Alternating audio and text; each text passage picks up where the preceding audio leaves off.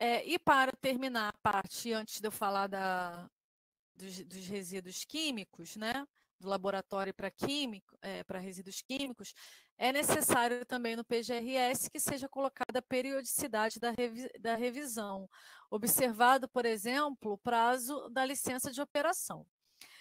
As licenças de operação, pela resolução federal, elas têm validade de 4 a 10 anos.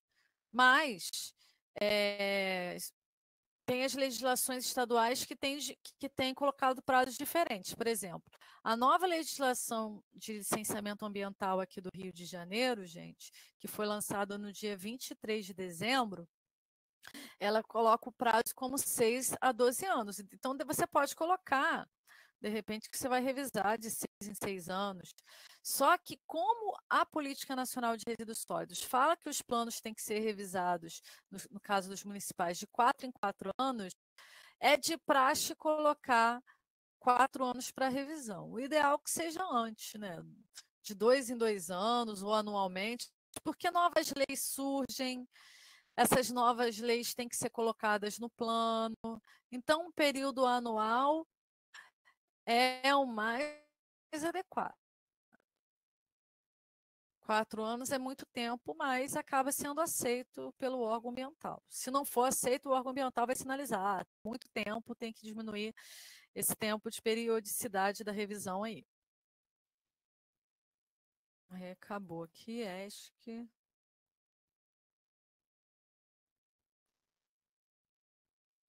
Aí eu separei algumas coisas assim para a gente falar sobre plano de gerenciamento de resíduos, né? Gerenciamento de resíduos em laboratório químico, né? Obviamente vocês sabem muito mais que eu, vou dar alguns exemplos, a gente pode discutir isso, mas eu orientei um TCC de uma menina que é da área de química e ela fez um gerenciamento de laboratórios, gerenciamento de insumos e resíduos químicos num laboratório de análise de petróleo, né? Que foi, né?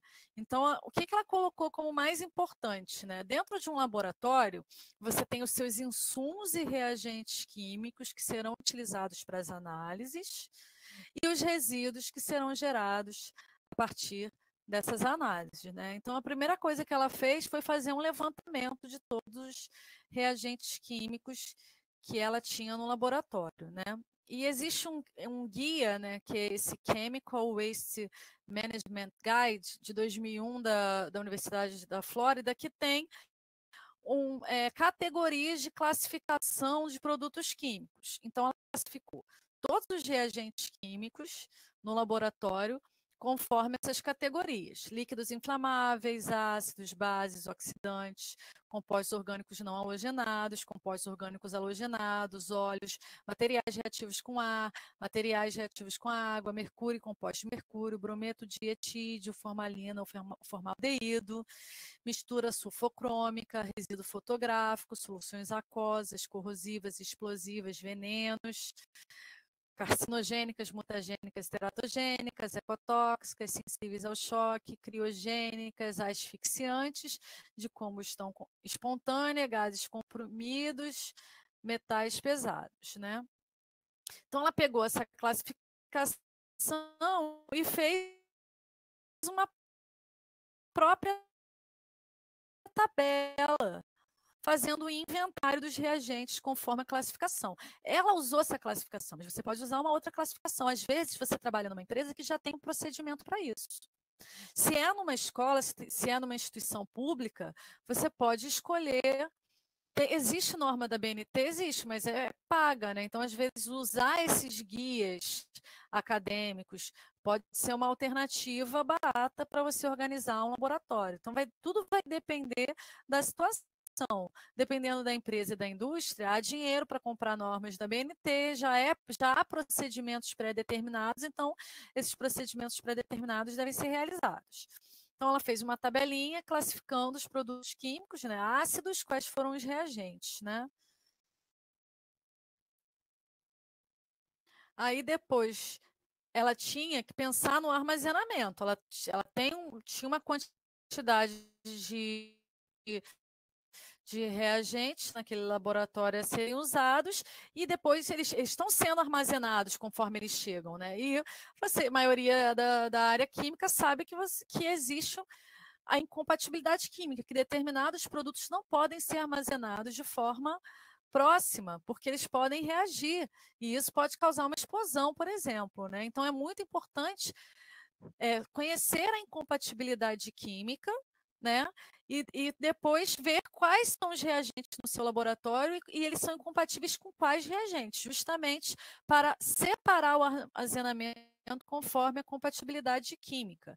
Então, tem esse manual, que é de um trabalho de Manual de Biossegurança, o nome do trabalho, Manual de Biossegurança do IRATA de 2002, e isso é uma tabelinha, né? Mostrando acetileno é incompatível com, então não pode ser armazenado nem misturado com cloro, bromo, flúor, cobre, prata, mercúrio, e isso é muito importante. Vocês ouviram falar daquele acidente que teve na COP UFRJ em 2018? Ouviram falar? Hein, gente? Estão me ouvindo? Sim, Giovanni? estamos ouvindo, sim. Qual Então, não deles? Eu sei. não me lembro, não.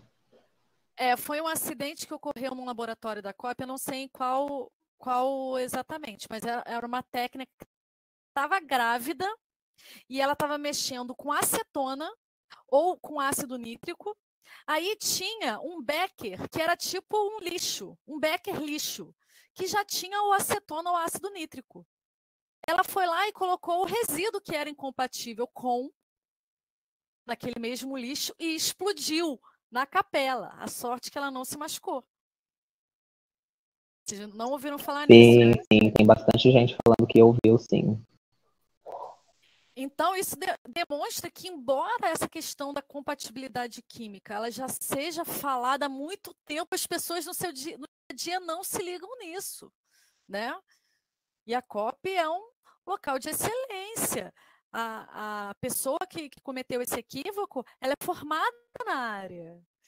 Então, é muito importante ter um planejamento para evitar o tipo de acidente. No caso, não estava concentrado, nem o ácido nítrico não estava muito concentrado, então o acidente não foi muito grave, mas imagina se tivesse concentrado. Então, é muito importante pensar nessa compatibilidade química, tanto para armazenar, quanto na hora que você for destinar o resíduo, porque às vezes você vai destinar, você não destina um resíduo sozinho, você destina um conjunto de substâncias que reagiram dentro do protocolo do experimento que você fez, né? E aí, numa situação dessa, pode ocorrer algum acidente.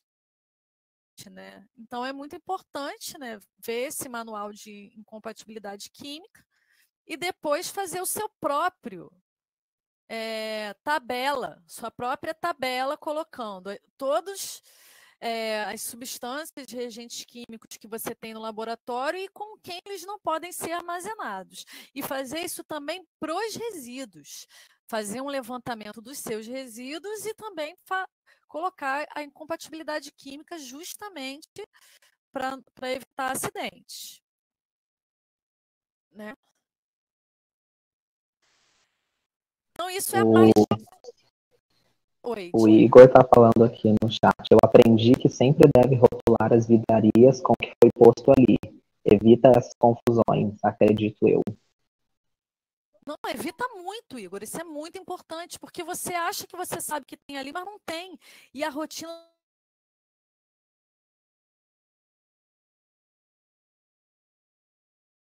Você está achando que está tudo bem, acontece um acidente. Então, é muito importante rotular com uma caneta boa, ter cuidado para aquela identificação não sair, porque às vezes as pessoas. A Thaís perguntou o que explodiu. Foi essa que explodiu. Foi essa mesmo. Porque às vezes a pessoa coloca lá com uma canetinha no vidro e depois a canetinha sai pelo contato. Também é um perigo. Tem que ter muito cuidado com esse tipo de coisa, né? Então, você faz o levantamento dos reagentes químicos, que são os insumos, que são a matéria-prima para a sua atividade, né? Classifica conforme as categorias químicas, avalia a compatibilidade química, né? E depois você tem que pensar em quais são os resíduos oriundos do seu processo produtivo, do seu laboratório, entre outras coisas. E para isso existe a NBR 10.004. A NBR 10.004 é uma norma que serve para classificar resíduos. Ela tem os códigos dos resíduos, tem vários grupos de resíduos. Se você tem dúvida qual é a categoria do seu resíduo, se ele é corrosivo, se ele é inflamável, se ele é reativo, a NBR 10.004 ela tem uma lista muito grande de vários tipos de resíduos gerados em diversas atividades, na galvanoplastia, na siderurgia, na petroquímica, na indústria de fertilizantes, na indústria de papel e celulose. Então, já existe uma listagem com resíduos característicos gerados nesses processos produtivos. E também já é mencionado qual é a provável periculosidade dela. Então, periculosidade dela. E às vezes consta também, fala do resíduo, fala assim, ó, lodo de galvanoplastia, por exemplo. Aí tem na tabela da NBR, tem também especificando que pode ter ali, pode ter cromo, pode ter cádmio, e a sua característica de periculosidade. Então, é uma norma muito importante que deve ser utilizada para tudo, né? Que nos cursos técnicos voltadas a resíduos sólidos é essencial que ela seja, qualquer empresa usa para classificação a NBR 10.004. Então, é um fluxograma, né? Para classificar o resíduo em perigoso e não perigoso. E a partir daí tem que fazer o seu levantamento de resíduos.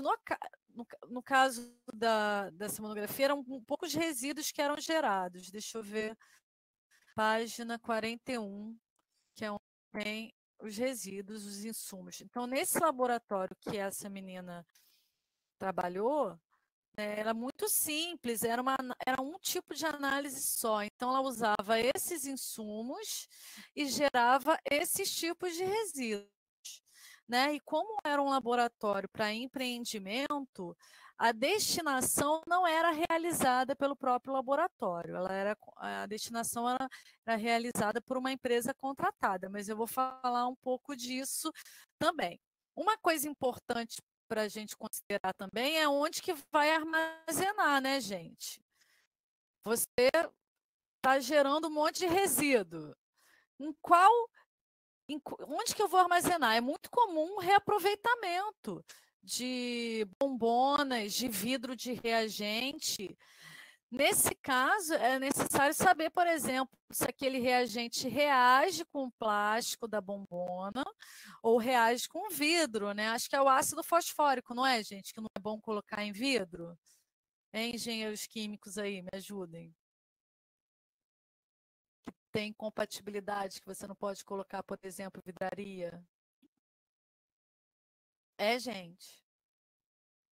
O Lucas falou que é o fluorídrico. Fluorídrico, ácido, mas eu acho que o fluorídrico e o ácido fosfórico. Então, dependendo, às vezes ele não é PA, ele não está tão concentrado, mas mesmo colocando em vidro, aquilo pode causar um acidente. Então, tem que saber onde armazenar. Alguns resíduos podem ser armazenados em bombonas reaproveitadas de plástico ou vidraria de reagente de vidro. Então, é muito importante verificar isso. Fazendo a sua tabelinha de insumos de laboratório, fazendo a sua tabelinha de resíduos, você já consegue ter um panorama de como você vai armazenar. E por questão de segurança também, gente, é importante não guardar os resíduos que têm compatibilidade próximos. Outra coisa, não armazenar grandes quantidades. Nesse caso aqui foi 5 litros, bombonas de 5 litros. Você tem uma bombona de 50 litros, um tambor de 50 litros, perto do seu laboratório de um resíduo, é uma bomba relógio, é inseguro. Então, armazenar pequenas quantidades antes de dar a destinação devida é muito importante, né? E com relação à destinação, nesse caso que eu falei para vocês, esse laboratório ele destinava para uma empresa, né? Aqui era para o descarte do material, essa empresa Resgate Ambiental, né? Tá vendo? Colocava nessas bombonas e depois ela fazia a destinação final, que eu não sei se era incineração, mas nos laboratórios de ensino, outros laboratórios por aí, dependendo do protocolo da atividade, você pode fazer uma recuperação desses resíduos. A única coisa que ela fazia de destinação no laboratório era prática de neutralização, né? Então, se era um resíduo ácido, ela neutralizava para poder descartar na pia. Mas existem várias formas. Por exemplo, lá no IFRJ, eles fazem recuperação de metais, eles fazem recuperação de solventes, de álcool, de etanol por destilação. São práticas que devem ser realizadas, gente. Porque se a gente consegue recuperar esses materiais, a gente tem menor demanda por eles. A não ser que o experimento demande um resíduo puro, virgem, senão ela vai dar errado, aí tudo bem, no uso recuperado. Mas dependendo do experimento, da atividade, é possível usar o recuperado sim. Então, eu separei esse site aqui, que é Resíduos de Atividade de Laboratório da USP, que fala em algumas formas de tratamento, né? Então, aqui tem, por exemplo, resíduos de soluções ácidos e básicas, que é a utilização. Aqui, resíduos de solução de cromo, né? Que precipita, decanta e você pode, às vezes, obter esse cromo de volta e poder utilizá-lo. Então, tem vários tipos de procedimentos que são usados para a recuperação de metais, né? No caso dos solventes orgânicos, a destilação é o mais comum, né? Fazer a destilação para obter novamente aqui, ó, a destilação do xilol, entre outras coisas, para você obter de novo o etanol, a acetona ou outro solvente orgânico. Eu não sei se vocês já aplicaram alguma dessas coisas, se na rural isso é comum, se vocês têm essas práticas. Então, ó, o IF de Caxias tem, né? Normalmente bases têm. E é muito importante, lá no IFRJ de Nilópolis também isso tem sido realizado justamente, e é ótimo que seja, né? Por isso que é importante conhecer, né? Essas práticas de química verde, né? Eu, esses dias, vi uma monografia de química verde que eu achei bem interessante. Eu, eu, eu vou mandar também para a Letícia essas coisas que eu mandei hoje para vocês. Elas estão na internet, mas eu mando exatamente o link, que aí vocês não precisam ficar procurando, tá? Mas não sei se é uma dissertação de mestrado sobre química verde, foi a mais interessante que eu já vi, assim, com relação a toda a especificação, assim, descrição das atividades, porque às vezes você não tem um livro específico, né? Mas aquela monografia foi muito bem escrita. Então, isso deve ser realizado. Acabou que já falei, a aula acabou rápido, né? Vocês têm alguma coisa para comentar aí de experiência, entre outras coisas? Fiquem à vontade. Se já viveram alguma situação de acidente em laboratório, é bom compartilhar com a galera o que viveu, assim, justamente para o outro já ficar ligado, né? E você, Giovanni, já viveu uma situação de acidente? Não, até hoje nenhuma. Não que eu me lembre agora. E vocês, como engenheiros químicos, vão lidar com processos industriais grandes, né?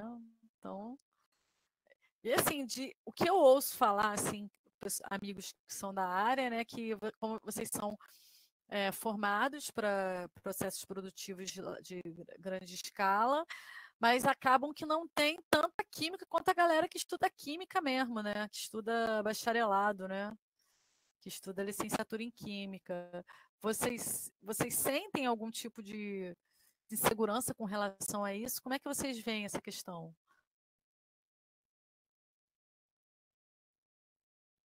Agora eu que estou fazendo pergunta, Giovanni. Tem algumas coisas que aconteceram com alguns aí nos comentários. Ah, eu não vi, ó. A senhora consegue ver. Então, ó, o Vinícius já disse que já recuperou muito resíduo de DQO com mercúrio. Olha que maravilha, mercúrio é altamente tóxico. O Edson falaram que já jogaram ácido no seu jaleco. Por isso que é bom ter aquele jaleco de algodão bem grosso, né? Já caiu no dedo da Ana Clara.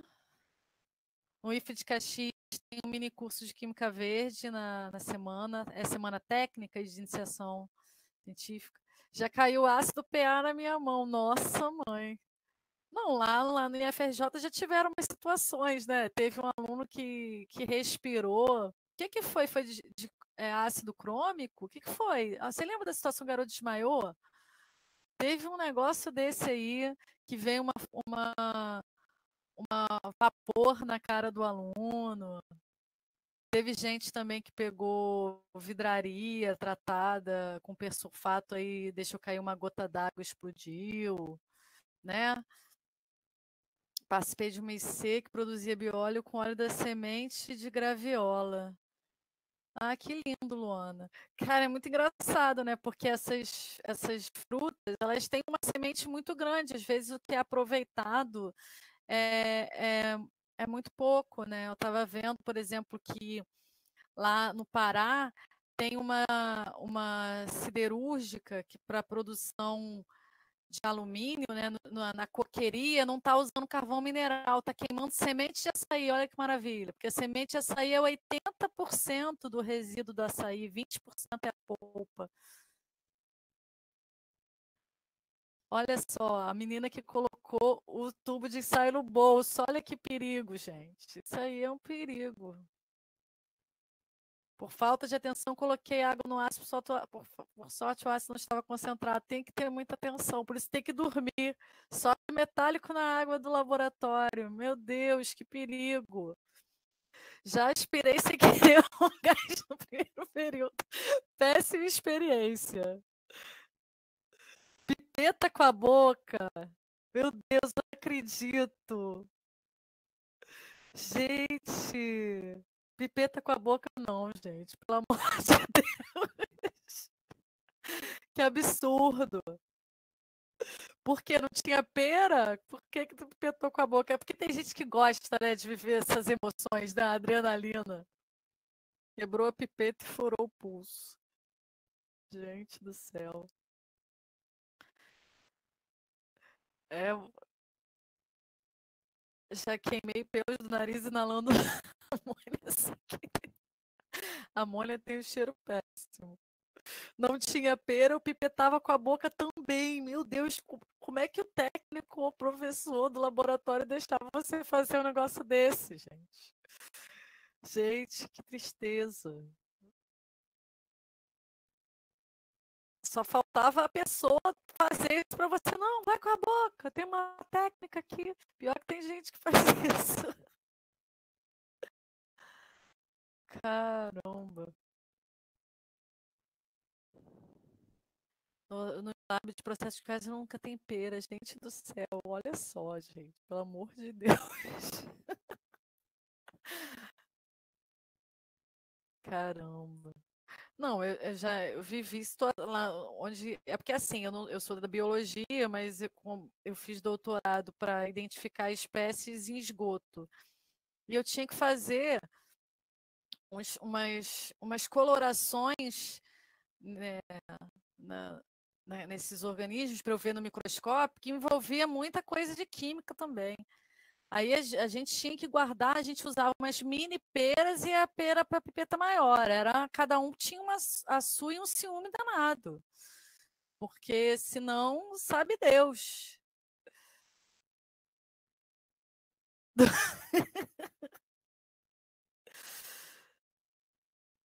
Uma professora no primeiro período ensinou a pipetar com a boca porque disse que era importante saber. Gente, olha, isso aí, ó, essa professora é raiz. Essa professora aí é sinistra.